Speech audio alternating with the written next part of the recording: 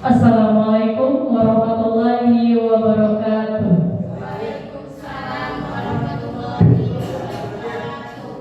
Innal hamdalillah nahmaduhu wa nasta'inuhu wa nastaghfiruh wa na'udzu billahi min syururi anfusina wa min sayyiati a'malina. May yahdihillahu fala mudilla lahu wa may yudlilhu fala hadiya lahu. Asyhadu an la ilaha illallah wa asyhadu anna Muhammadan abduhu wa rasuluh. Amma ba'du. Selamat pagi semuanya. Pagi. Tetap semangat. Alhamdulillah pada pagi hari ini kita akan melaksanakan program dari Ibu Enda Setiawati, yaitu menyampaikan aksi nyata modul 1.4 tentang diseminasi budaya positif di SD Barengkong 1. Untuk memperlancar acara ini, kita buka acara ini dengan bersama-sama mengusap lafaz basmalah. Untuk acara yang selanjutnya yaitu pemaparan materi secara langsung oleh Ibu Enda Setiawati. Kepada beliau dipersilakan.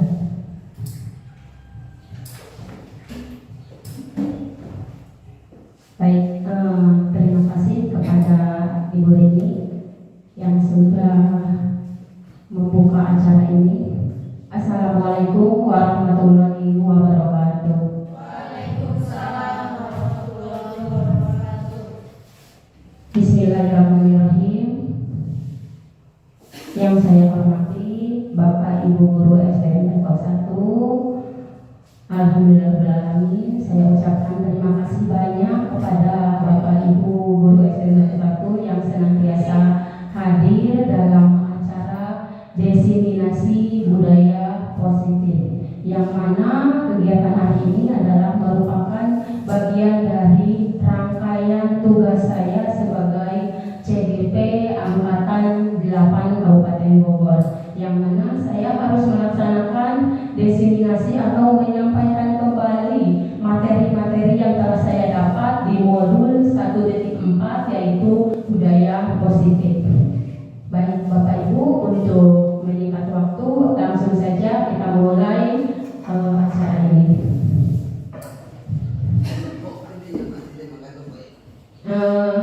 Untuk sebelum dimulai acara ini, kita ice breaking dulu ya, supaya melenturkan suasana, tidak tegang baik saya ataupun Bapak Ibu ya. Seperti itu. Boleh berdiri Bapak Ibu.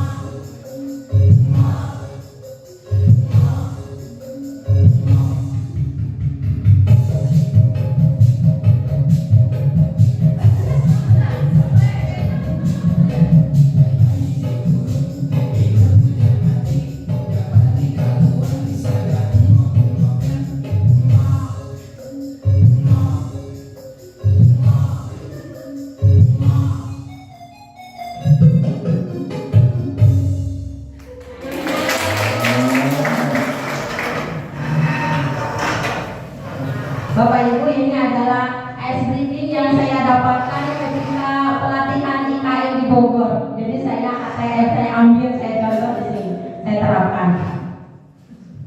Nah, baik Bapak Ibu. Nah, seperti telah disampaikan tadi, bahwasanya pada hari ini kita akan belajar mengenai budaya positif, yang mana budaya positif ini dapat dijalankan dengan menerapkan konsep-konsep inti seperti disiplin positif, kemudian motivasi perilaku manusia, kemudian posisi kontrol seorang guru, kemudian pembuatan keyakinan kelas, kemudian penerapan segitiga restitusi. Nah, konsep-konsep inti ini akan kita pelajari bersama-sama pada hari ini. Boleh dibantu boleh diklik yang saya lihat sebagian bagian kanannya saja. Nah, sebelum masuk kepada materi, saya akan sedikit memberikan pertanyaan pemantik kepada Bapak Ibu. Bapak Ibu boleh jawab ya, jawab secara jujur dan sebenarnya. Nah, yang pertama, memberikan hukuman dapat mendisiplinkan siswa. Bagaimana, setuju? Setuju atau tidak? Setuju atau tidak? Tidak. Yang kedua, pemberian hadiah meningkatkan prestasi siswa. Bagaimana? Setuju? Setuju. Ya. Yang ketiga, guru harus mampu memberikan solusi untuk setiap siswa yang bermasalah. Bagaimana, setuju atau tidak? Setuju. Kemudian yang keempat, guru berperan sebagai teman bagi siswa. Bagaimana, setuju atau tidak? Setuju. Baik, Bapak Ibu sudah memberikan jawaban. Nanti setelah penyampaian materi kita sinkronkan apakah jawaban Bapak Ibu tadi benar atau tidak. Nanti akan ketemu jawabannya setelah penyampaian materi saya sampaikan. Lanjut, Burin. Nah Bapak Ibu, enggak lewat, enggak ada yang lewat, enggak ada. Coba dibuka lagi. Ke depan.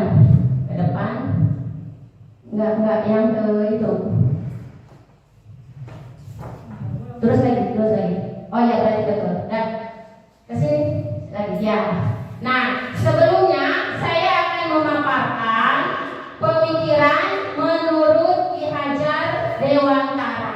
Yang mana menurut Ki Hajar Dewantara, tujuan pendidikan adalah menuntun segala kodrat yang ada pada anak agar mereka dapat mencapai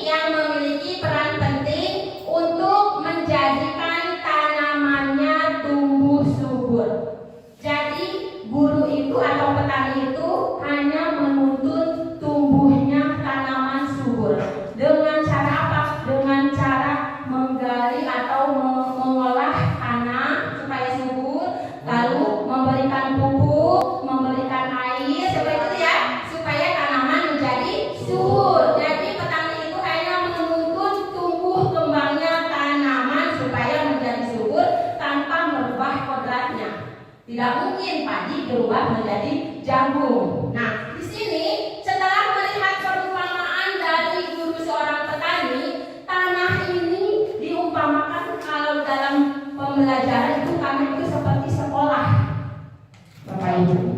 Iya, tepat. Bagaimana supaya tercipta pembelajaran yang baik? Tentunya sekolahnya harus nyaman. Sekolahnya harus bagaimana selain nyaman? Harus tenang, menyenangkan, tercipta suasana yang tidak ada tekanan terhadap anaknya.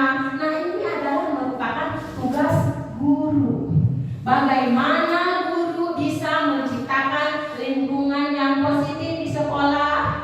Tentunya dengan bekerja sama dengan murid, dengan guru-guru, sehingga tercipta kebiasaan-kebiasaan yang positif. Dari kebiasaan-kebiasaan positif ini tercipta atau terwujud terbangun karakter yang baik. Dari karakter yang baik ini terwujudlah budaya positif.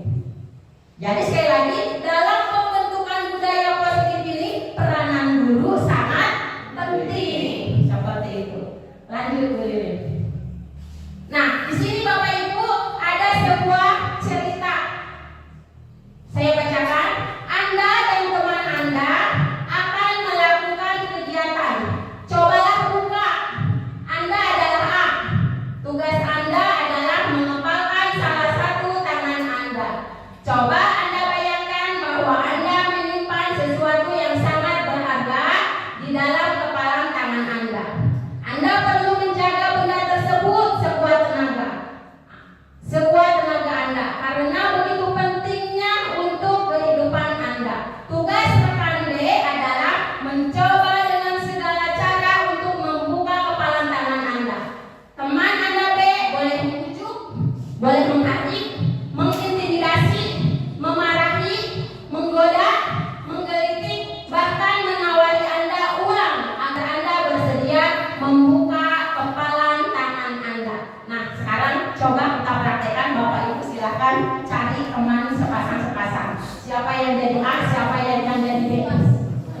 Yang jadi A, yang mengepalkan tangan. Ya, mengepalkan tangan. Ya, yang jadi B, yang merayu, yang mencoba, yang membujuk, mencoba untuk membuka tangannya. Nanti dulu ya, saya ya Bapak. Yang B boleh dengan cara membujuk, merayu, memarahi, mengancam, bahkan dengan uang boleh. Silakan. Bagaimana caranya supaya kepalan tangannya terbuka? Ya, silakan. Iya kan boleh tuh. Dengan intimidasi bagaimanapun, dengan memarahi, menggoda, dengan cara apapun boleh, silakan. Asal bisa terbuka. Kira-kira bisa terbuka tidak? Ya, siap. Boleh menggunting-gunting. Santai, goda-goda, mulai.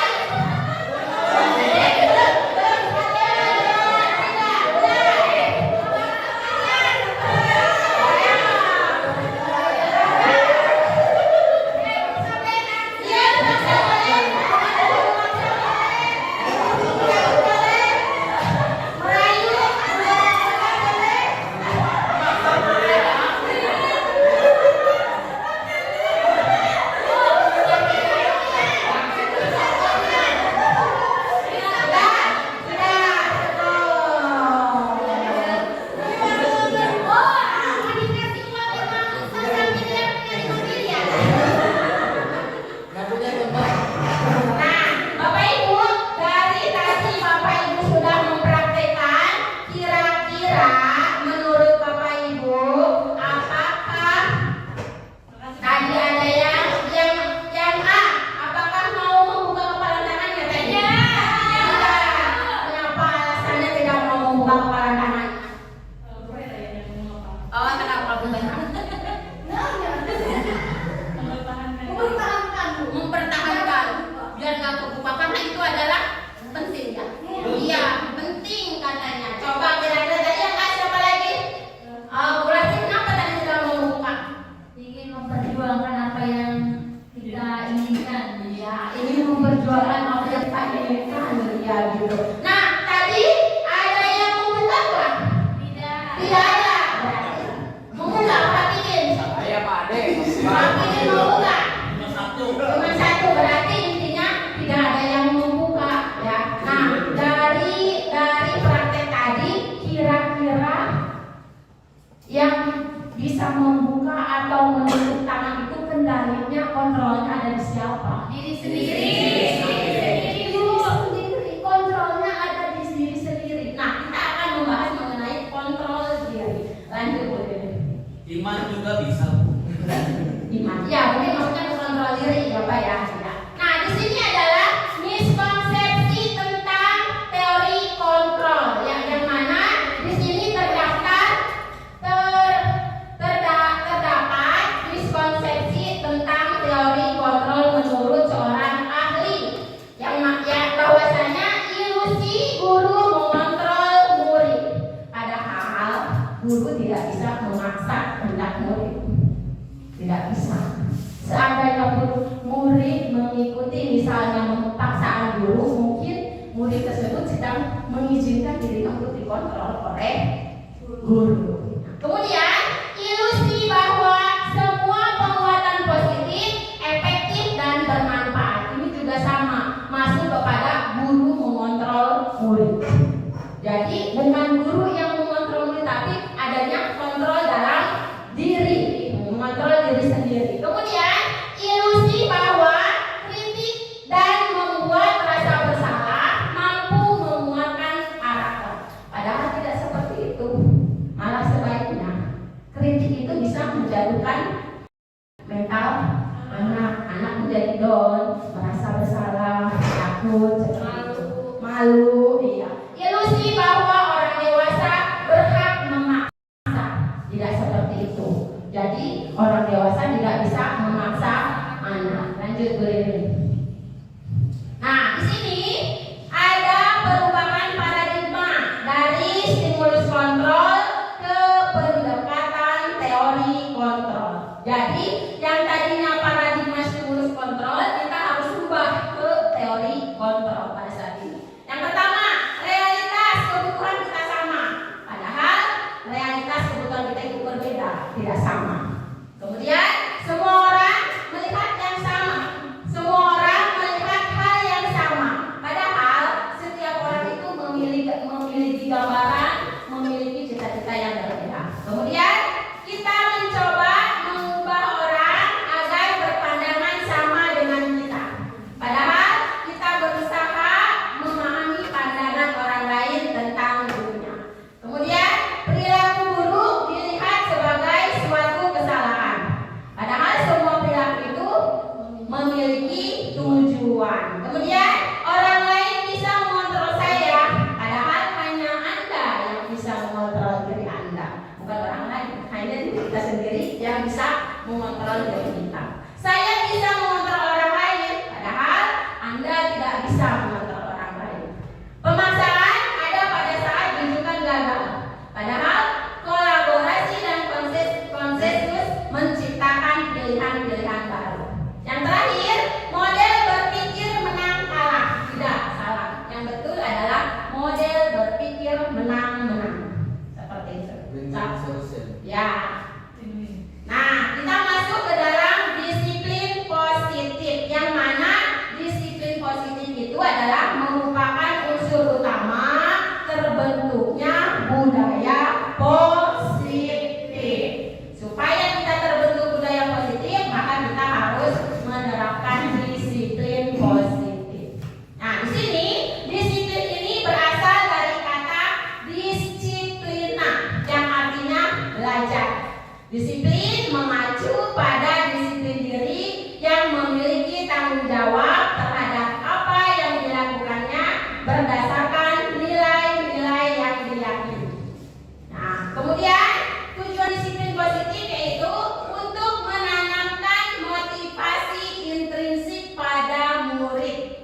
Jadi supaya bagaimana timbulnya motivasi dari dalam, ya, bukan dari luar. Motivasi dari dalam pada murid, bukan motivasi dari luar. Motivasi yang berdampak panjang dan tidak terpengaruh adanya hukuman dan hadiah, namun berperilaku baik berdasarkan nilai-nilai kebajikan. Jadi kalau motivasi dari intrinsik itu adalah motivasi yang tidak terpengaruh karena adanya hukuman atau imbalan dari orang lain, tapi berperilaku baik berdasarkan nilai-nilai kebajikan, seperti itu.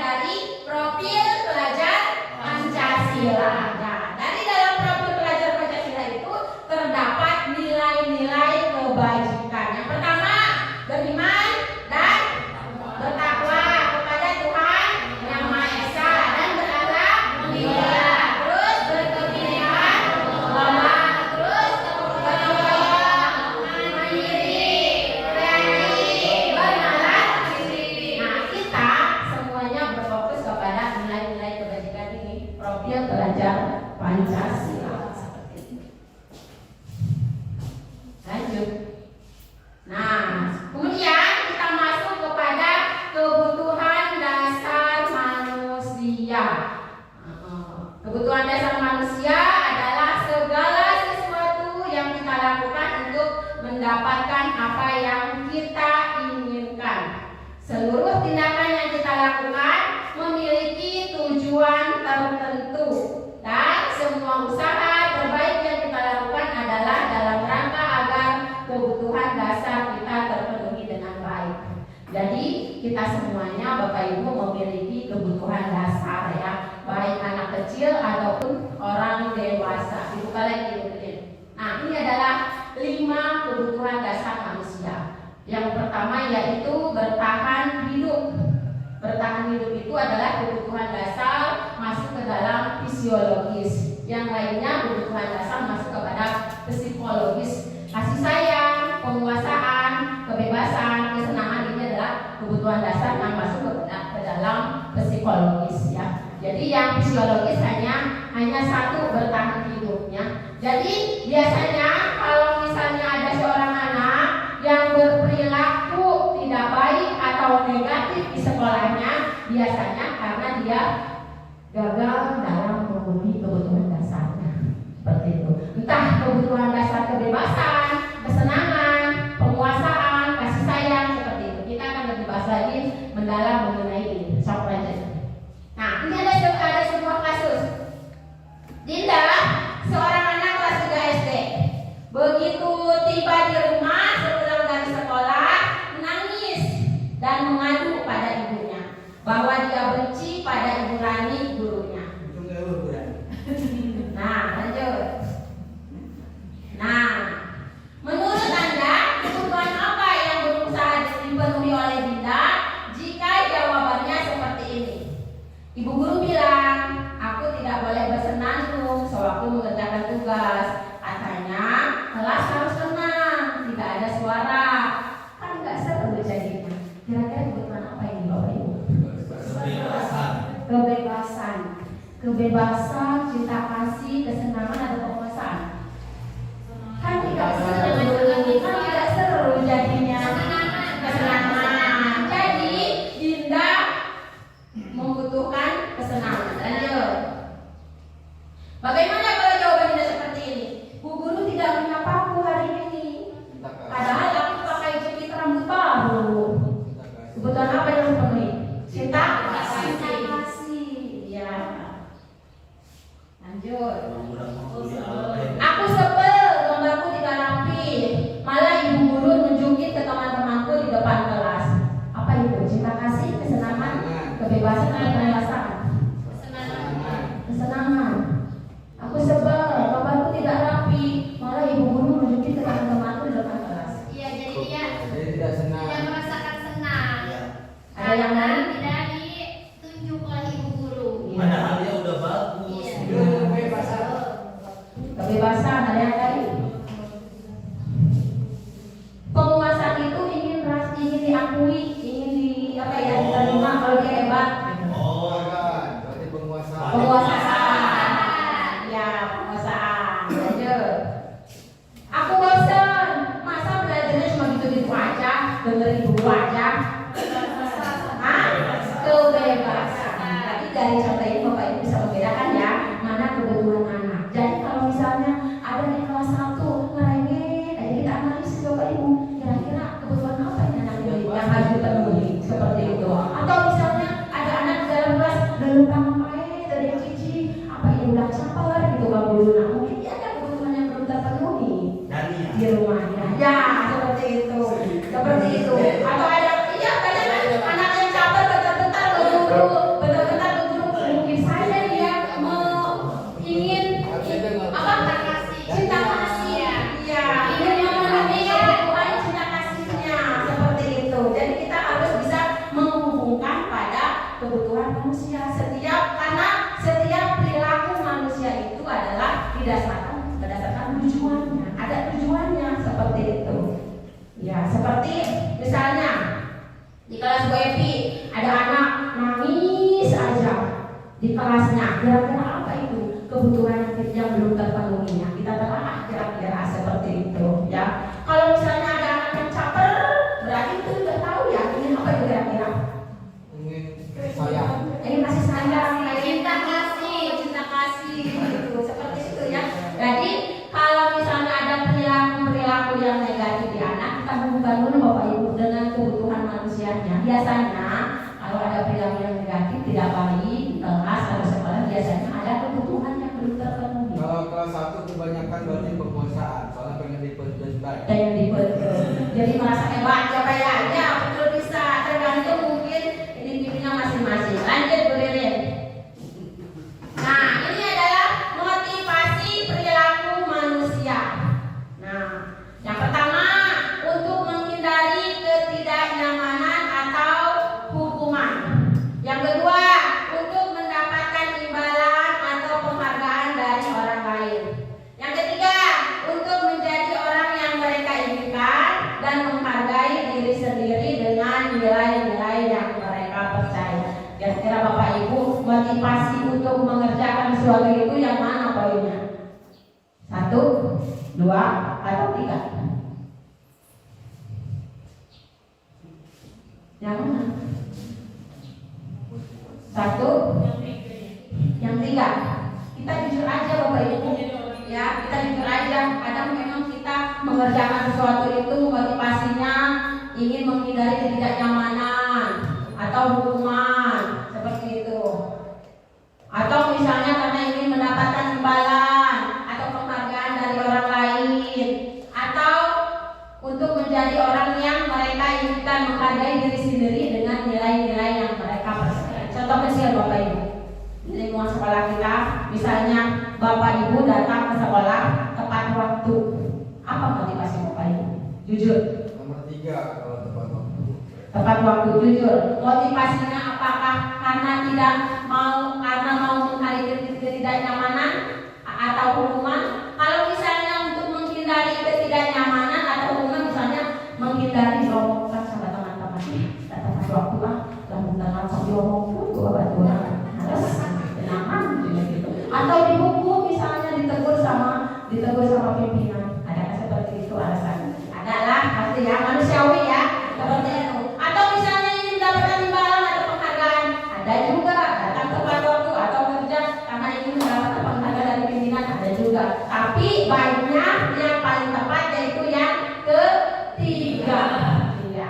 Kita datang atau melakukan segala sesuatu perilaku itu untuk menjadi orang yang diinginkan, untuk menghargai diri sendiri dengan nilai-nilai yang dipercaya.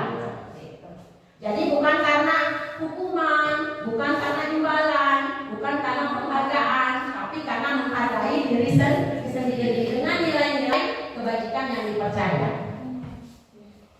Nah, di sini ada hukuman, konsekuensi, restitusi. Coba, mana yang Bapak Ibu lakukan di sekolah? Apakah hukuman, konsekuensi, atau restitusi? Coba, silakan mulai tulis. Apa ini? Tidak tahu keberatan. Tidak tahu.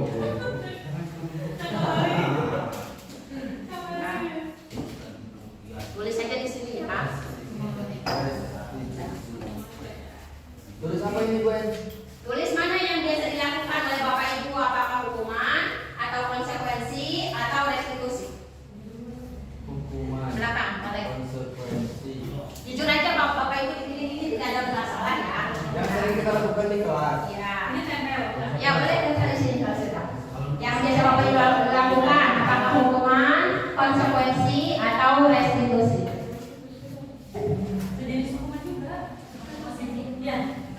Sama alasannya enggak? Udah sama alasannya. Hah? Enggak usah. Enggak usah. Fokus pada pilihan motif dibalik tindakan. Pulang makan main buku baik. Tidak tuh. Atau baru paham. Biasa. Mau ditempel, mau disimpan juga nggak apa-apa Bapak Ibu, jangan ditempel. Disimpan aja ya. Nanti buat refleksi apakah jawaban Bapak Ibu benar atau salah, gitu ya. Coba. Sudah, tapi sudah silakan ditulis. Buat refleksi aja. Boleh silakan. Hukuman, konsekuensi restitusi.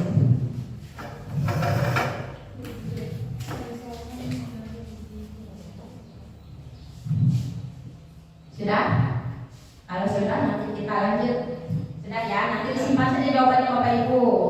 Ya, nanti kita cocokkan ya.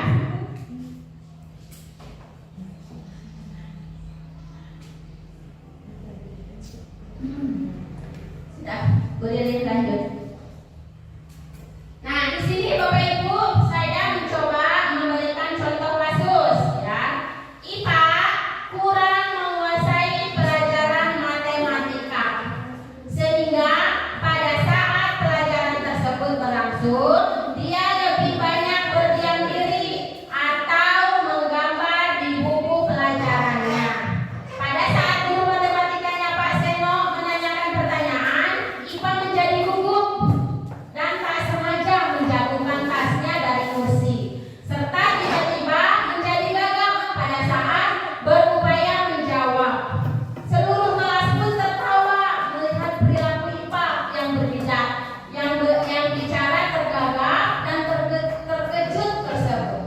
Pak Seno pada saat itu membiarkan teman-teman IPA mentertawakan IPA yang tergagap dan malu luar biasa, dan malahan minta IPA untuk maju ke depan dan berdiri di depan kelas sambil menunjuk hidungnya karena tidak bisa menjawab pertanyaan Pak Seno.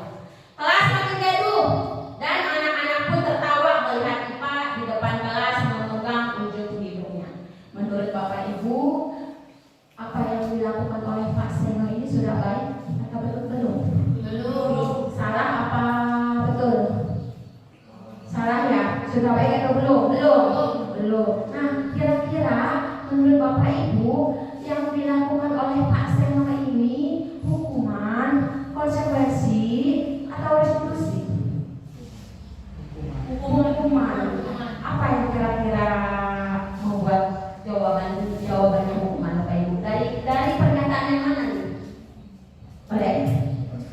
Boleh? Siapa yang mau jawab bisa? Boleh? Ya, maju ke depan. Maju ke depan dan berdiri di depan kelas sambil menunjuk hidungnya karena tidak bisa menjawab pertanyaan Pak Seno. Iya, jadi si anak itu disuruh maju ke depan gitu, karena tidak bisa menjawab pertanyaan Pak Seno. Iya, ini termasuk dalam hukuman karena itu tiba-tiba anak tidak mengetahui ini hanya searah. Kalau konsekuensi itu dua arah. Ini hanya searah tiba-tiba, tidak bisa mengerjakan ini maju ke depan. Iya, itu berarti hukuman. Kalau kita contohkan misalnya, ada seorang anak minum susu, tiba-tiba susunya jatuh di lantai, otomatis kan air susunya ubah. Sama orangnya bersihkan itu air susu itu konsekuensi karena dia sudah menaburkan air susu. Konsekuensi itu harus dilakukan. Kalau sudah menaburkan susu berarti harus dibersihkan. Hukumannya 2 minggu jangan minum susu. Betul kan? Iya, itu perbedaannya antara konsekuensi dengan hukuman. Konsekuensi itu lebih baik daripada hukuman. Iya, konsekuensi itu dua arah, ada kesepakatan antara anak. Kalau hukuman itu cuma satu arah, tiba-tiba anak itu tersakiti baik secara fisik ataupun psikis. Seperti itu kalau hukuman. Ya, lanjut.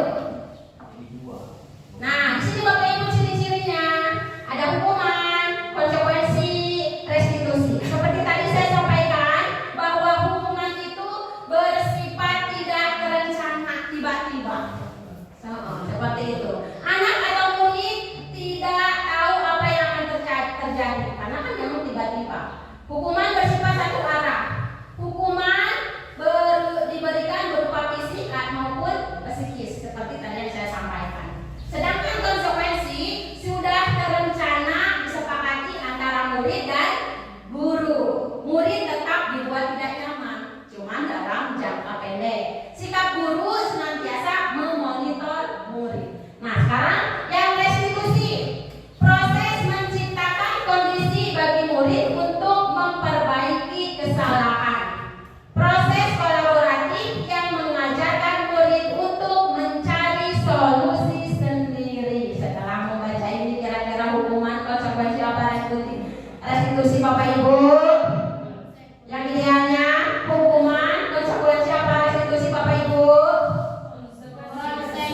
Pengajiannya Konsekuensi. konsekuensi apa restitusi Bapak Ibu? Konsekuensi. Salah. Harusnya restitusi. Lihat oleh Bapak Ibu, proses menciptakan kondisi bagi murid untuk memperbaiki kesalahan. Jadi ada kolaborasi antara guru dengan murid untuk memperbaiki kesalahan. Guru membantu murid mencari solusi sendiri. Seperti itu kalau restitusi. Contohnya kayak gimana, Bu? Contohnya nanti kita penyanyi ya, nanti lanjutnya. So, lanjut. Nah, kita coba tentukan lagi ya Bapak Ibu, apakah ini hukuman atau konsekuensi. Mencatat 100 kali di dalam buku dengan kalimat saya tidak akan terlambat lagi karena terlambat sekolah. Hukuman atau konsekuensi? Hukuman.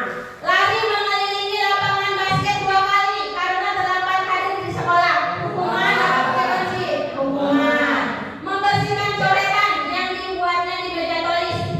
Konsekuensi. Murid diminta untuk push up 15 kali karena tidak menggunakan masker ke sekolah. Hukuman. Hukuman. Menggantikan kertas tugas teman yang telah dicoret-coret.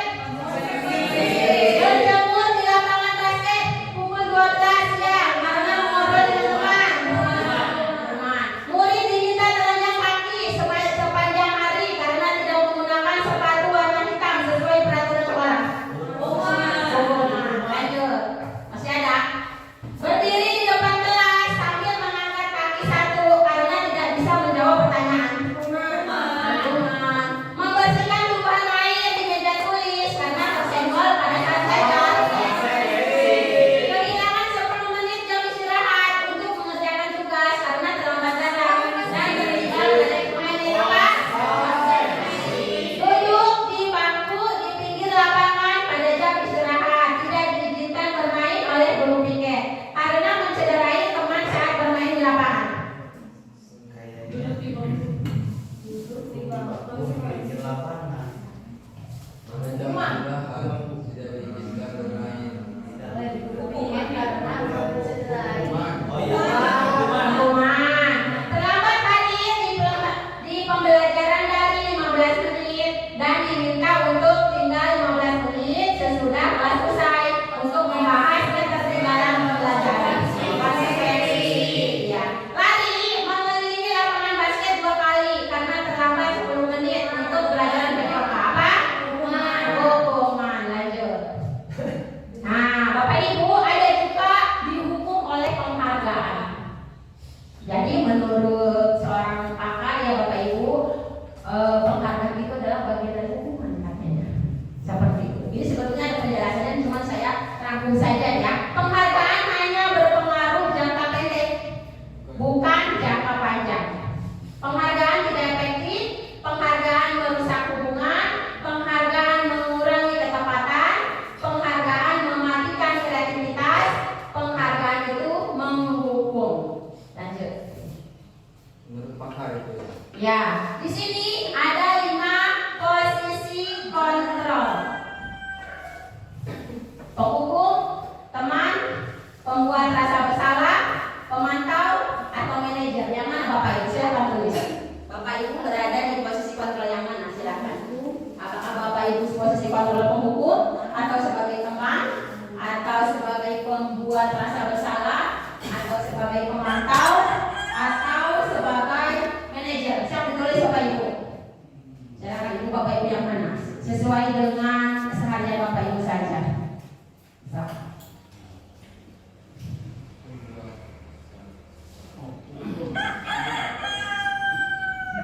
Ulama SH dari hukum.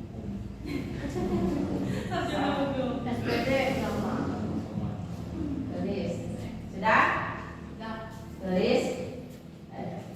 Ya. Sudah? Iya. Sudah ya? Ya. Nanti kita cross check jawabannya ya Bapak Ibu ya. Apakah posisi kontrol Bapak Ibu sudah tepat atau sudah? Ya. Lanjut. Nah ini ada sebuah cerita Bapak Ibu, silakan Bapak Ibu perhatikan. Ini adalah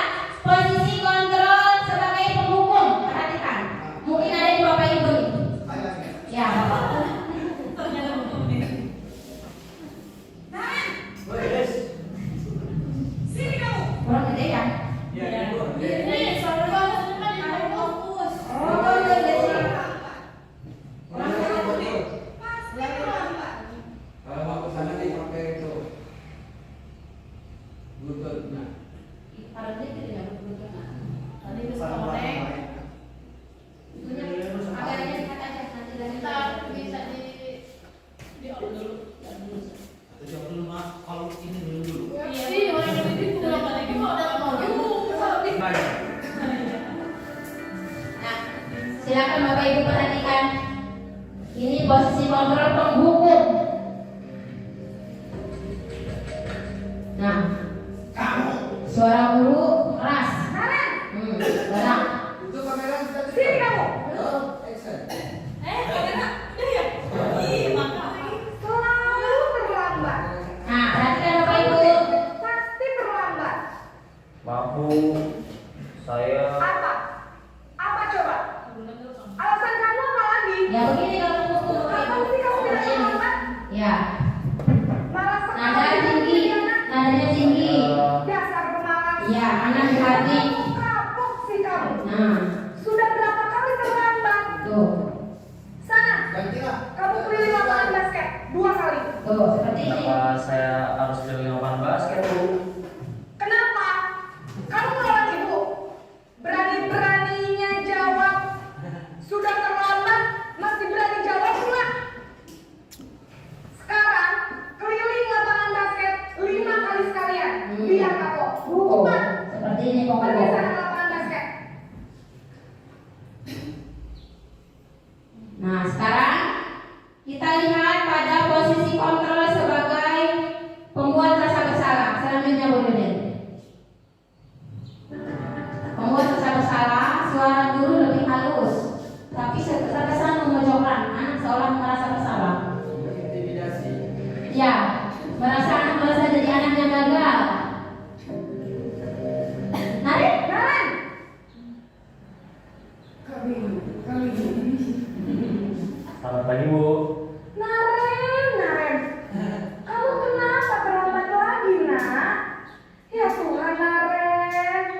Kamu senang ya bikin ibu susah ya? Oh, Kalau kamu terlambat lagi, nanti ibu yang ditegur bapak kepala sekolah, jadi nak. anak merasa bersalah. Bisa Aku menang dulu mau kamu. seperti itu. Duh, gimana ini? Oh. Maaf Bu, Duh, Gusti Naren. Kamu suka ya kalau ibu ditegur bapak kepala sekolah? Terus, sekarang ibu harus tulis apa yang di buku absen? Ini kamu sudah sering terlambat loh. Ibu harus apa coba?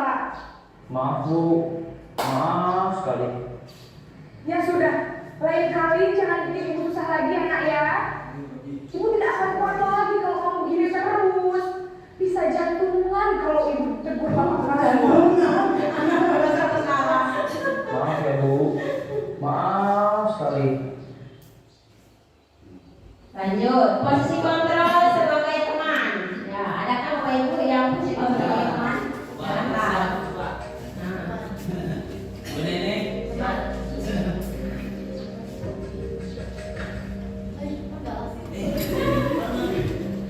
Naren, Kameranya sama. Selamat pagi Bu. wah sudah jam berapa itu nak? kayak teman ya, kayak teman.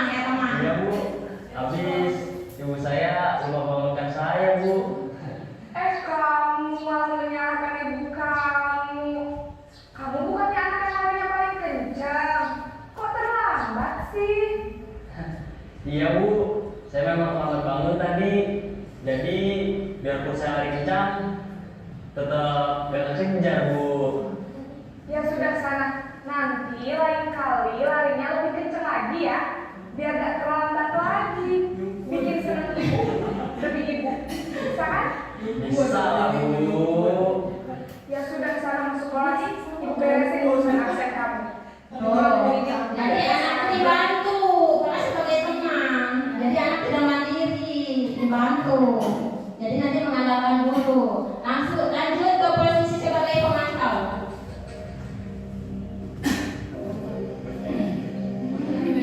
Naren? Sama. Naren, Selamat pagi Bu. Naren, apa peraturan sekolah kita tentang jam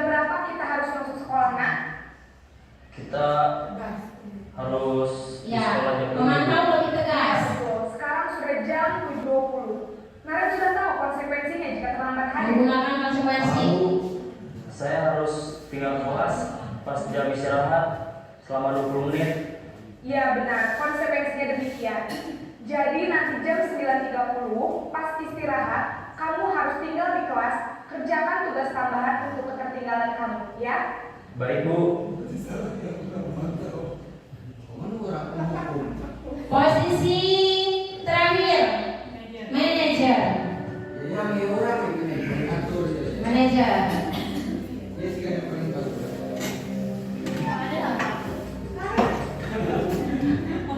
Perhatikan manajer.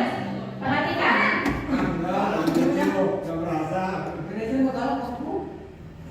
Selamat pagi Bu. Selamat pagi Naren. Maaf Bu, saya terlambat. Iya, sekolah masuknya jam 7, sekarang sudah jam 7.20. Jadi sekarang bagaimana ini Naren? Maaf Bu, saya lupa setel alarm saya semalam. Baiklah, menurut kamu, keyakinan sekolah yang mana yang perlu kamu tingkatkan?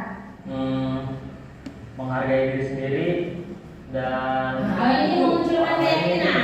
Setuju. Mengingatkan keyakinan. Apakah Naren meyakini prinsip saling menghormati tersebut? Ya. saya meyakininya. Apakah Naren bersedia memperbaiki masalah keterlambatan ini? Bersedia Bu. Membantu mencari Bagaimana solusi. kamu memperbaiki Ya. masalah keterlambatan ini? Membantu memperbaiki masalah. Saya akan coba untuk tidak lupa menyetel alarm saya Bu. Baik, kalau Naren bukan menyetel alarm di rumah, ada orang yang kira-kira bisa bantu mengingatkan tidak? Membantu. Ada Bu. Kakak saya, Kak Emma. Ada lagi selain Kak Emma? Selain Kak Emma, ada ibu saya. Baik, jadi yang mengingatkan Naren adalah Kak Emma dan ibu kamu ya? Kira-kira akan mulai set alarm kapan nih Naren? Setelah pulang sekolah, akan segera saya lakukan. Ini lebih tenang. Jadi Naren akan setel alarm untuk bangun besok pagi dan akan diingatkan oleh kakak dan ibunda Naren ya. Ada lagi yang mungkin perlu dilakukan Naren agar tidak terlambat bangun lagi. Tidak ada Bu. Baik Naren, terima kasih untuk kerjasama kamu. Sekarang kamu perlu kembali ke kelas untuk belajar. Baik Bu, terima kasih.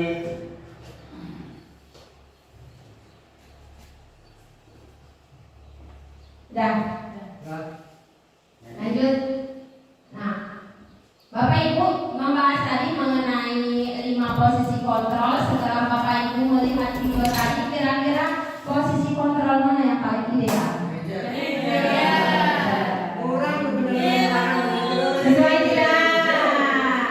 Iya, jadi yang paling ideal itu adalah posisi manajer. Karena di dalam posisi manajer, guru di situ membantu mencarikan solusi kepada murid seperti itu dengan mengingatkan keyakinan mana yang belum dimunculkan seperti itu. Nah, di sini adalah cara pembentukan keyakinan sekolah atau kelas.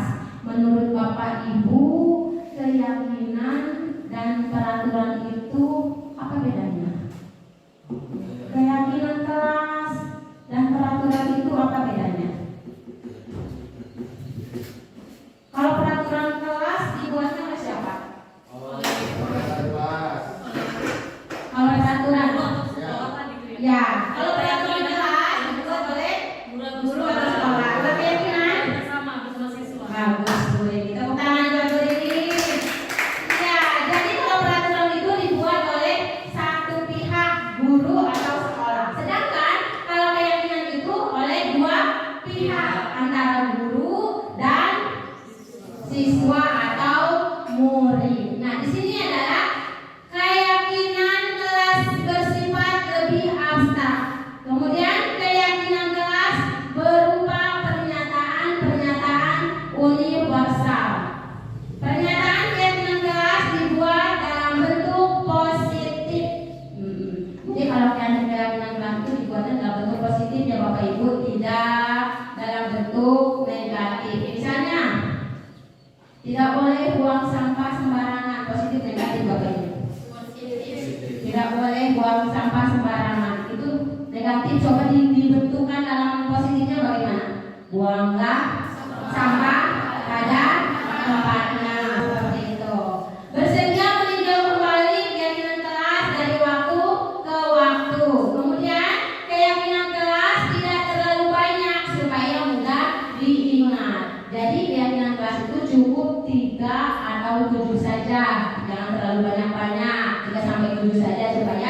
mudah diingat. Kemudian keyakinan kelas sebaiknya sesuatu yang dapat diterapkan di lingkungan tersebut. Nah, selanjutnya semua warga berkontribusi dalam pembuatan keyakinan kelas. Jadi guru dan murid berkontribusi jejak pendapat untuk membuat keyakinan kelas. Nah, biasanya keyakinan kelas itu dibuatnya pada awal tahun ajaran. Bapak Ibu bisa misalnya membagikan ini stimulan untuk anak-anak silahkan misalnya kita buat kesepakatan kelas. Keyakinan kelas ini sama juga dengan kesepakatan kelas ya.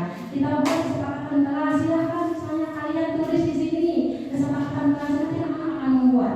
Misalnya di kelas tidak boleh tidur. Apa bebas anak-anak menulis apa saja.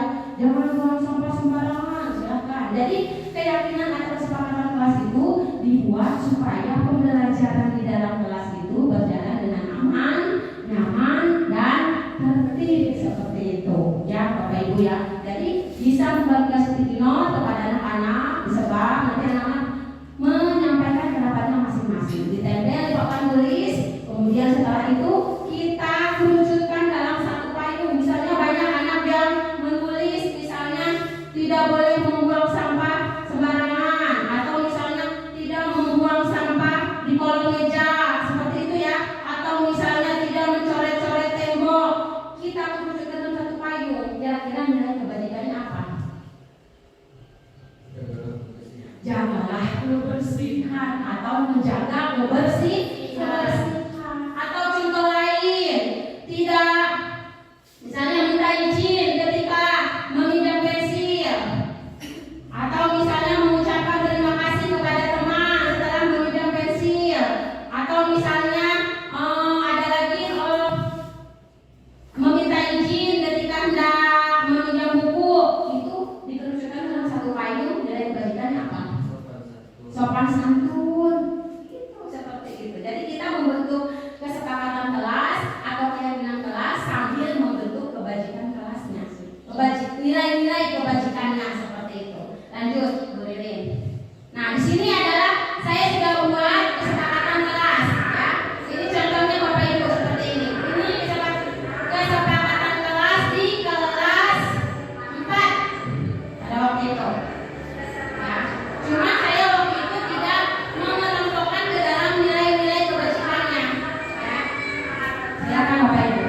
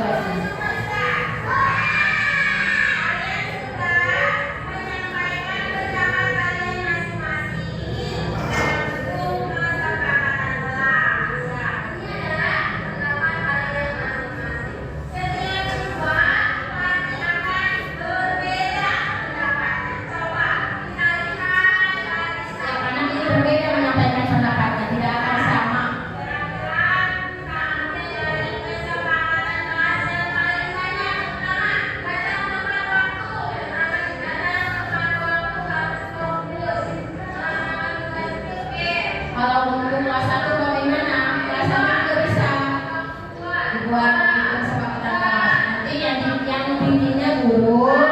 Terus kalau tidak bisa tanda tangan boleh cat jempol saja. Pakai stempel. Di kantor bisa.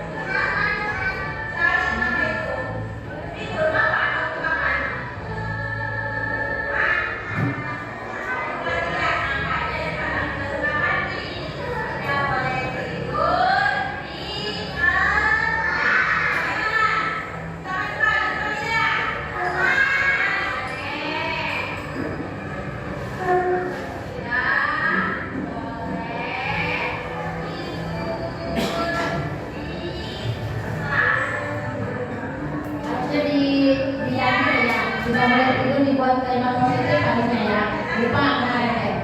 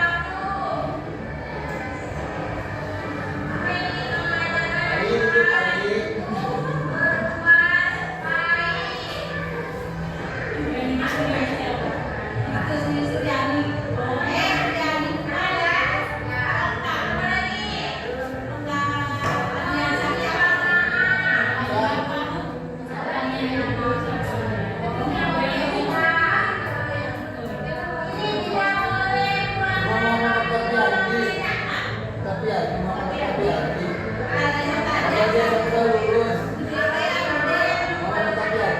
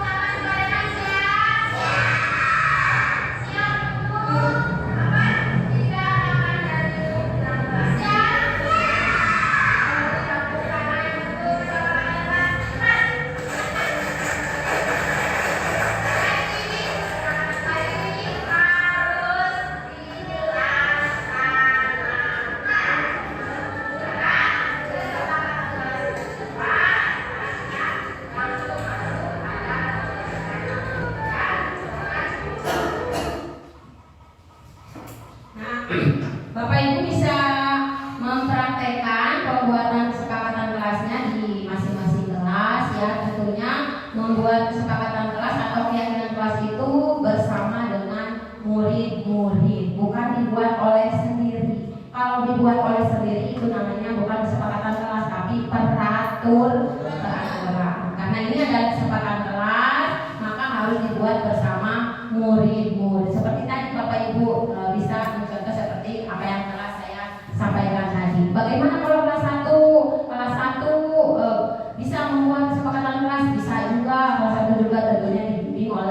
gurunya. Kalau sudah sepakati, dibuat dalam bentuk karton, kemudian ditempel di tempat yang strategis supaya anak-anak selalu mengingat. Tentunya kesepakatan kelas ini harus ditandatangani oleh seluruh murid. Ditempelkan saja di pinggir-pinggir karton. Bagaimana kalau anak kelas 1, 2, 3 belum bisa tanda tangan? Boleh dengan cat jempol, tempel supaya terlihat lebih indah. Gurunya juga menandatangani. Ya, tadi saya lihat di kelas dulu ini sudah ada kesepakatan kelas. Ya. Memang baru ya, maksudnya saya terima ini ya materi. Ya. Kalau saya membuat kesepakatan kelas itu saya rancang dulu sendiri, tetapi setelah itu dipresentasikan di depan kelas, kemudian disepakati bersama. Kalau kayak itu gimana? Harus dari pendapat anak. Oh, jadi Ya, seperti tadi ya, harus dari pendapat anak, biarkan anak menyampaikan pendapatnya. Nanti guru yang membantu menyimpulkan seperti itu. Seperti tadi misalnya ada beberapa poin, nanti kira-kira nilai kebajikannya apa nih gitu. Sampaikan juga harusnya disampaikan nilai kebajikannya apa. Tadi saya tidak menyampaikan nilai kebajikannya seperti itu. Seperti misalnya tidak membuang sampah di kolong meja, misalnya terus tidak membuang sampah sembarangan, itu nilai kebajikannya adalah menjaga kebersihan. Sampaikan juga ada nilai-nilai kebajikan di dalam kesepakatan kelas itu.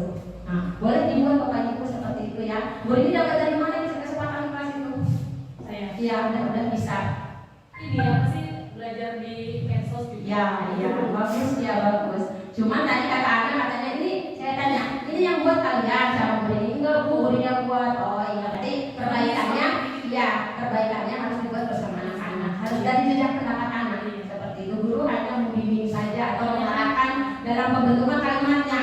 Seperti itu. Ya, seperti itu. Lanjut. Nah, ini adalah segitiga restitusi.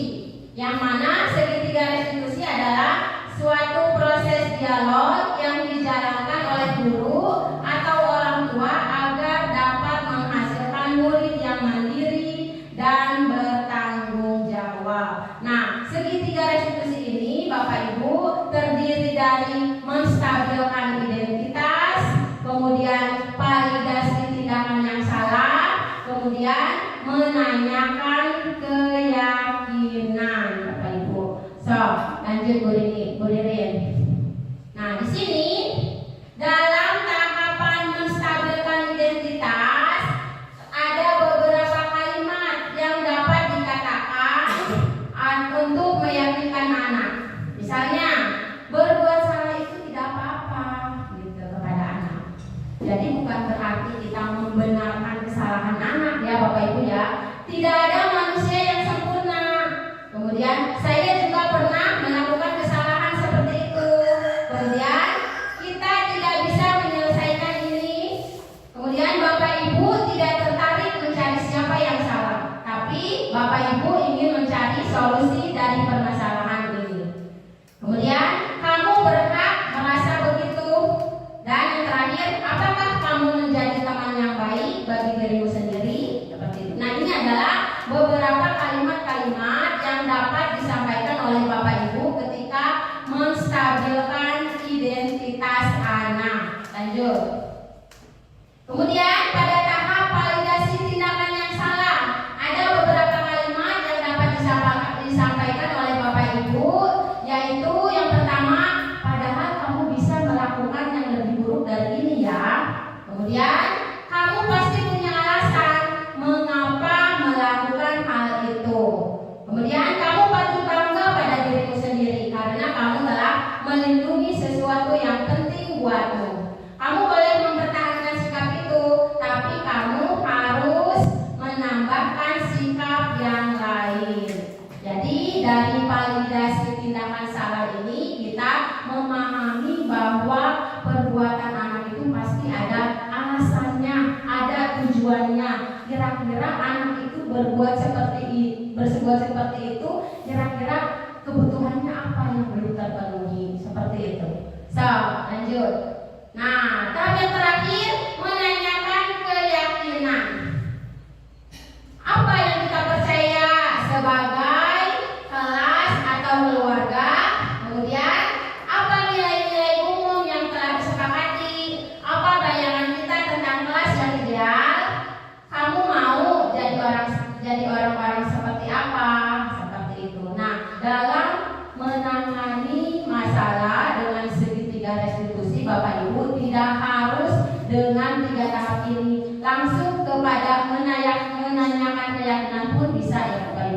Tidak harus 3 tahapan ini dilaksanakan, ya. Satu tahapan pun langsung ke dalam menanyakan keyakinan bisa tergantung kasus masalahnya berat atau ringan. Kalau misalnya kasusnya ringan, masalahnya ringan, Bapak Ibu bisa langsung ke dalam menanyakan keyakinan seperti itu.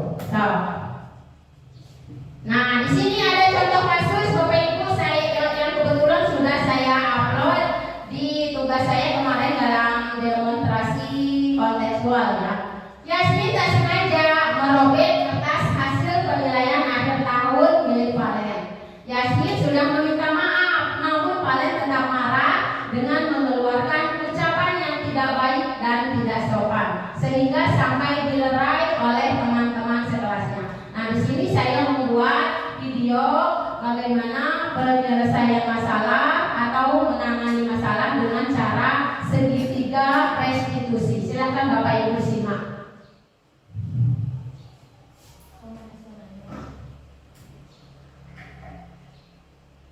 Ada suaranya? Bilang lagi ya. Putus. Mungkin bisa nyambung kali ya.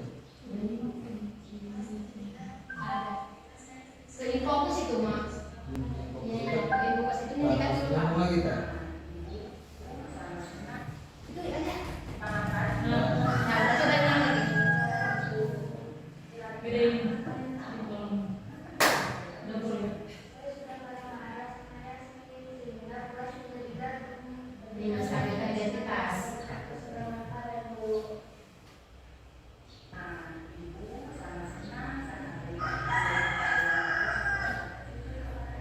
Tuh. Ini bagian tahap menstabilkan identitas. Salah, tidak apa-apa.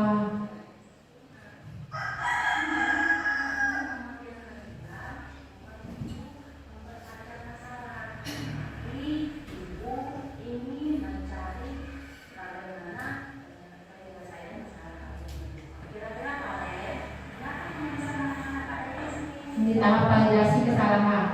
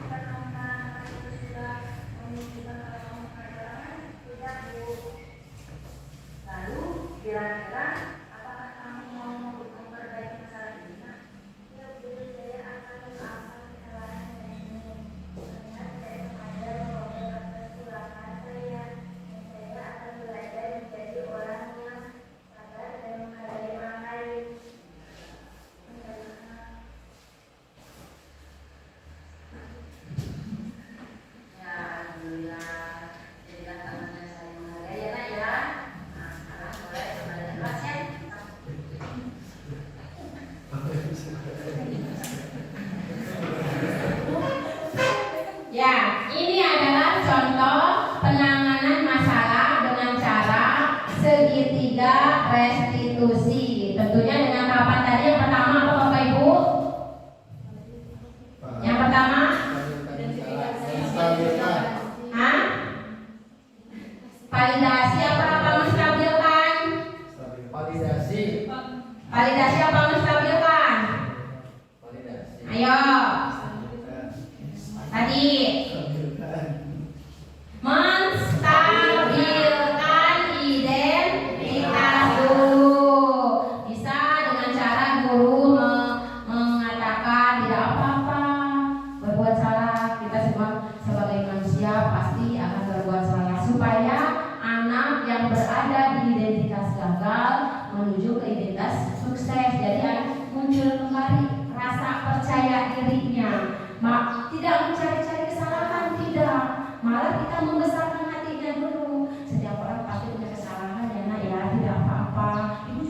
melakukan kesalahan seperti itu. Jadi dengan nada yang tenang gitu, tidak kasar, tidak keras, dengan ramah, sopan, itulah salah satu ciri segitiga restitusi. Kemudian yang kedua yaitu dalam tahap yang kedua tadi apa? Validasi kesalahan. Validasi kesalahan ini bukan berarti kita menyetujui kesalahan anak, tapi kita mencari kebutuhan mana yang belum dicukupi oleh anak. Kira-kira anak melakukan ini kenapa? Seperti itu. Terakhir, dengan cara menanyakan keyakinan mana yang belum dilaksanakan atau dilakukan. Tadi keyakinan mana yang harus dilaksanakan? Saling menghormati dan saling menghargai, seperti itu, Bapak Ibu. Nah, lanjut. Nah, ini ada beberapa pertanyaan Bapak Ibu berdasarkan cerita masalah. Ya, silakan Bapak Ibu nih, masalahnya silakan nanti bisa dijawab. Dibaca dulu ya. Tidak saya buat di PowerPoint karena terlalu banyak, saya print saja. Pertanyaan. Nah, boleh ke belakang.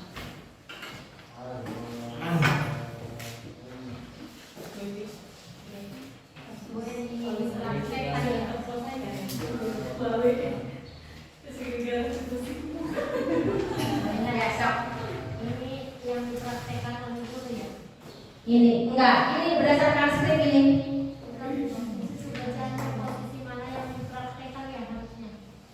Posisi mana yang dipraktekkan oleh guru? Iya, guru itu di situ di bacaan. Iya. Iya, bacaannya itu, skripnya itu, pertanyaannya ini. Skripnya saya dilangsungkan ke PowerPoint karena terlalu banyak, jadi saya print saja. Nanti setelah Bapak Ibu baca, Bapak Ibu bisa menjawab pertanyaan ini. Ya. Ada enggak? Ada.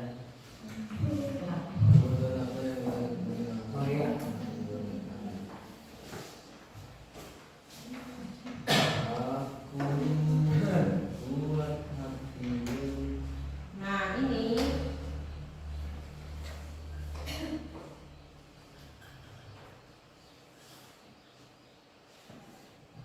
Pak Joko pertamanya tuh Mario, Adi, Bapak tadi dengar laporan dari guru tiket di kantin.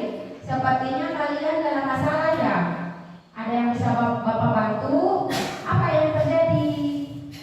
Kemudian Mario dan Adi menjawab, iya Pak, tadi pada jam istirahat pagi kami main lempar-lemparan makanan di kantin. Tapi tidak sengaja malah terlempar kena wajah Ibu Dina, kepala sekolah, ketika beliau sedang berjalan. Kemudian Pak Joko menjawab, kalian main lempar-lemparan makanan di kantin kena wajah Ibu Dina ketika beliau sedang lewat. Kemudian Mario dan Adi menjawab, iya Pak, dengan wajah sedih dan muka menunduk. Kemudian Pak Joko menjawab lagi, Adi, ada informasi yang kamu mau tambahkan? Adi menjawab, kami tidak bermaksud melakukannya, tapi. Dan Pak Joko menjawab, tapi. Adi menjawab lagi, tapi kami tidak sengaja. Pak Joko menjawab lagi, apakah kalian tahu kalau kalian berada dalam masalah sekarang? Nah, Mario dan Adi menjawab, iya. Kemudian Pak Joko menjawab, baiklah, Bapak di sini bukan untuk mencari siapa yang salah. Bapak di sini untuk mencari penyelesaian sama-sama, berpikir sama-sama tentang apa yang bisa kita lakukan untuk memperbaiki sesuatu ini. Kalian pasti melakukan itu ada alasannya. Pasti seru ya main lempar-lemparan makanan begitu. Mario dan Adi, iya Pak. Pak Joko, ya Bapak bisa lihat kalian merasa senang melakukannya, tetapi yang kalian lakukan merugikan orang lain, sehingga sekarang kalian dalam masalah. Mario dan Adi menjawab, iya Pak. Kemudian Pak Joko menjawab, sekarang mari kita bicara tentang keyakinan kelas dan keyakinan yang mana yang kalian belum tunjukkan? Mario menjawab, kita harus bersikap baik satu sama lain. Kemudian Adi menjawab, menghormati orang lain dan menghormati dirimu sendiri. Pak Joko menjawab lagi, kalian berdua ingat dengan baik keyakinan kelas kita. Kita kembali pada ketika kalian main lempar-lemparan makanan dan mengenai Ibu Dina. Apakah ketika kalian melakukan itu kalian menghormati orang lain dan lingkungan? Mario dan Adi menjawab, tidak. Pak Joko menjawab lagi, tapi kalian mendapatkan rasa senang menurut Bapak. Ada cara untuk mendapatkan rasa senang tanpa merugikan orang lain. Bagaimana menurut kalian? Mario dan Adi, ya Pak. Pak Joko menjawab, nah sekarang mari kita selalu menghidangkan keyakinan kelas kita. Besok kita ke kantin dan kalian bisa berperilaku lebih baik lagi. Nah, Bapak Ibu bisa menjawab 3 pertanyaan ini. Yang pertama, dari 5 posisi kontrol, posisi mana yang dipraktekkan oleh guru? Manajer. Manajer. Kenapa posisi manajer? Karena ada solusi yang Memberikan solusi. Memberikan solusi atau Pak Joko ini membantu mencarikan solusi kepada murid. Kemudian kebutuhan apa yang berusaha dipenuhi oleh Mario dan Adi? Kesenangan. Kemudian apa yang dikatakan guru dalam tahap menstabilkan identitas, validasi tindakan, dan menanyakan keyakinan? Yang mana nih pernyataannya coba dari skrip ini? Yang masuk ke dalam menstabilkan identitas yang mana? Baiklah. Ya, baiklah. Bapak di sini bukan untuk mencari siapa ya salah. Bapak di sini untuk mencari penyelesaian. Kemudian untuk yang validasi tindakan,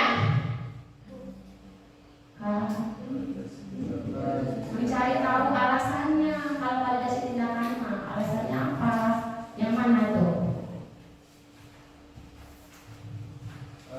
Ya Bapak bisa lihat.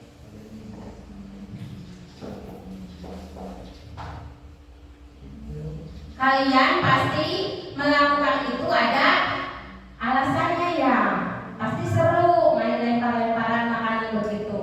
Itu masuk nggak ke validasi tindakan? Ya, itu masuk.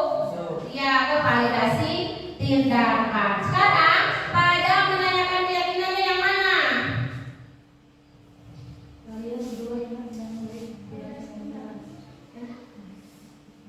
Oh, yang sekarang ya. Sekarang. Sekarang mari kita bicara tentang keyakinan kelas dan keyakinan sekolah kita. Apa yang kita percaya dan mana yang kalian belum tunjukkan. Nah, ada bayangan Bapak Ibu? Iya, ada. Dan sekali lagi, segitiga restitusi itu ada 3 tahapan: menstabilkan identitas, validasi tindakan, dan menanyakan keyakinan. Jadi sekali lagi, di dalam penanganan kasus ini tidak harus 3 tahapan ini dilakukan, tergantung kasusnya ringan atau berat. Kalau misalnya kasusnya ringan, bisa saja langsung kepada tahap menanyakan keyakinan, tidak harus melalui menstabilkan identitas dan validasi tindakan seperti itu. Lanjut Bu Rene, masih ada nggak? Nah, sudah selesai ya Bapak Ibu. Nah, sudah selesai. Alhamdulillah. Demikianlah tadi ada beberapa konsep inti ya Bapak Ibu, konsep inti dalam membangun budaya positif. Yang pertama, konsep intinya apa? Dalam membangun budaya positif. Yang pertama Bapak Ibu, tadi disiplin positif, kemudian motivasi perilaku manusia, kemudian posisi kontrol seorang guru,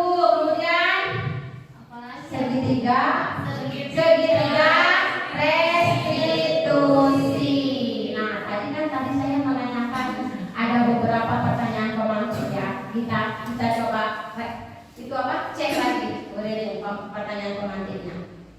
Yang depannya Ibu. Ya. Terus.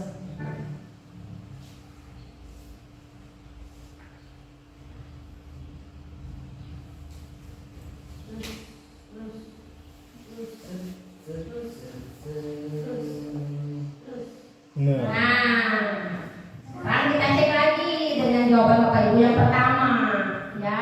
Memberikan hukuman dapat mendisiplinkan siswa tidak? Tidak. Memberikan hadiah meningkatkan prestasi siswa tidak? Iya apa tidak? Iya apa tidak? Tidak ya? Iya. Guru harus memberikan solusi untuk setiap siswa yang bermasalah. Benar. Kan tadi di restitusi guru hanya membantu, bukan guru yang harus mencarikan solusi. Guru hanya membantu mencarikan solusi kepada anak. Kebanyakan anak yang malah mencari solusi sendiri. Iya, gitu. Guru berperan sebagai teman bagi siswa ya, betul? Betul. Ya, seperti itu. Nah, mungkin Bapak Ibu sampai di sini saja. Mungkin ada yang ditanyakan Bapak Ibu? Tidak ada. So, ya, ya sampai aja. Assalamualaikum warahmatullahi wabarakatuh. Waalaikumsalam. Berarti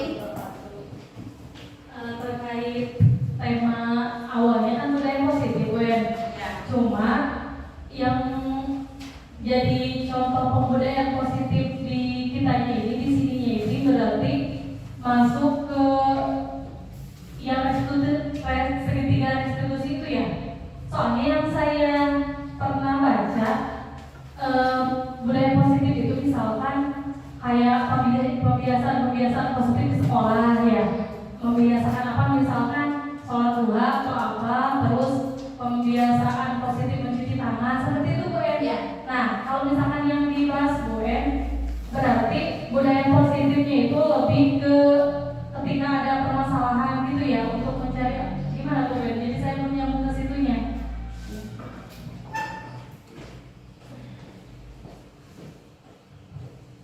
ya, terima kasih kepada Bu Rini atas pertanyaannya. Jadi memang betul apa kata disampaikan oleh Bu Rini bahwa budaya positif di sini kita bagaimana bisa menciptakan suasana sekolah atau pembelajaran yang nyaman, aman, anak tidak tertekan, bahkan anak merasa semangat. Ada anak yang enggan untuk pergi ke sekolah gitu ya, tidak semangat gitu. Adapun misalnya penanganan segitiga restitusi itu adalah salah satu upaya ketika kita menangani masalah dengan cara segitiga restitusi supaya akan timbul karakter yang baik. Dengan nilai-nilai keyakinan yang dimunculkan, nanti akan timbul karakter yang baik Pak bagi anak. Kalau misalnya karakter baiknya sudah muncul, otomatis akan terwujud budaya positif. Jadi nilai-nilai kebajikannya Bu, dari nilai-nilai kebajikan itu akan terwujud budaya positif seperti itu. Ada bayangan dari ini ya. Pandri boleh. Jadi lebih ke apanya ya? Lebih luas lagi, bukan hanya salam sapa hello. Lebih ke nilai-nilai kebajikan yang universal gitu Bu. Ya. Assalamualaikum warahmatullahi wabarakatuh. Mungkin pertanyaan saya hampir sama dengan Ibu. Siapa Bu? Jadi oke. Untuk hari ini saya pertama bisa bergabung di SMA Kota Telaga. Mungkin banyak ilmu yang saya dapatkan dari pertama masuk sampai dengan hari ini. Sekarang Ibu sudah sebagai guru penggerak ya? Guru penggerak. Ya. Guru penggerak. Oke. Saya tertarik dengan bacaan dari pertama Gaya Dewantara. Ibarat sekolah itu ada tiga. Satu adalah sebagai petani, ya Bu ya, petani. Sekolah itu sebagai tanahnya, terus guru sebagai petani, terus siswanya sebagai bibit semayam. Bagaimana terciptanya tiga tersebut panennya supaya bagus? Berarti Ini Bu maaf bukan pertanyaan, ini hanya sebagai sharing sebagai guru lah maksudnya dalam jabatan. Jadi bagaimana supaya hasil selain itu baik atau bagus? Berarti kita harus satu tanah yang dijaga, tanah yang bagus. Seperti tanah berarti tanah ini berarti sekolahnya harus ditata dengan baik. Bagaimana siswa itu menjadi petani selalu masuk di sekolah. Yang kedua adalah kita sebagai petani berarti kita harus menggarap bagaimana semaian itu jangan sampai ada tumbuh rumput yang mengganggu pada semaian. Jadi pertanyaan saya pada cerita Bu, bagaimana peran guru penggerak dalam menularkan kebiasaan baik kepada guru lain dalam membangun budaya positif di sekolah antara guru dan siswa. Terima kasih Bu. Tepuk tangan, Bu.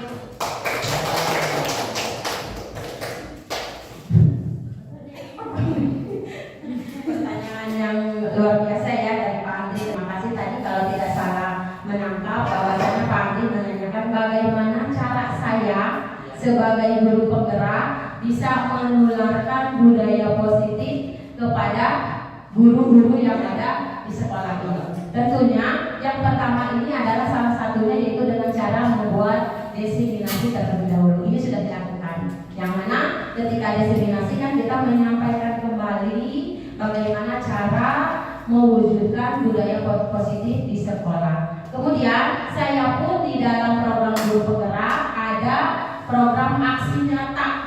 Aksi nyata itu bagaimana seorang guru penggerak itu mengimplementasikan apa yang didapat di program guru penggerak di sekolah. Itu adalah aksi nyata. Yang ketiga, tentunya saya akan selalu berupaya untuk bisa membuat disiplin positif, membuat kebiasaan-kebiasaan baik supaya tercipta karakter yang baik. Dari karakter yang baik itu terwujud budaya positif. Tentunya yang paling terpenting adalah saya harus bisa memberikan teladan yang baik kepada guru-guru dan murid-murid semua. Menurut saya itu yang paling terpenting. Selain teladan yang baik, juga saya akan terus berkolaborasi dengan Bapak Ibu guru, berkolaborasi dengan murid-murid, bagaimana bisa menciptakan budaya positif. Tentunya dengan teori-teori atau materi-materi dari CGP saya kembangkan, saya implementasikan di sekolah. Salah satunya yaitu tadi sudah didapatkan ketika kita menjadi posisi kontrol, kita harus berada dalam posisi kontrol manajer. Upayakan kita tidak berada di posisi kontrol penghukum. Kalau bisa ditinggalkan seperti itu ya. Posisi kontrol penghukum kalau bisa ditinggalkan, kita fokus ke posisi kontrol manajer. Karena dalam segitiga restitusi posisi kita menjadi seorang posisi kontrol manajer seperti itu. Mungkin seperti itu Pak Andri. Ya, mungkin ada lagi oleh Pak Kuku, Bu Nenek.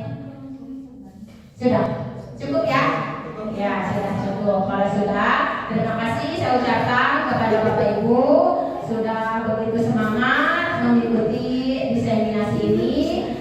Saya tutup acara dengan mengucap hamdalah. Saya kembalikan acara ini kepada Bu Rini. Ya, sini aku lagi sekarang.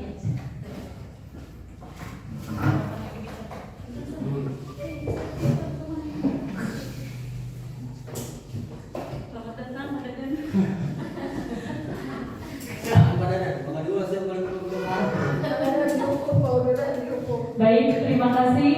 Alhamdulillah acara demi acara sudah dipaparkan dengan sangat baik oleh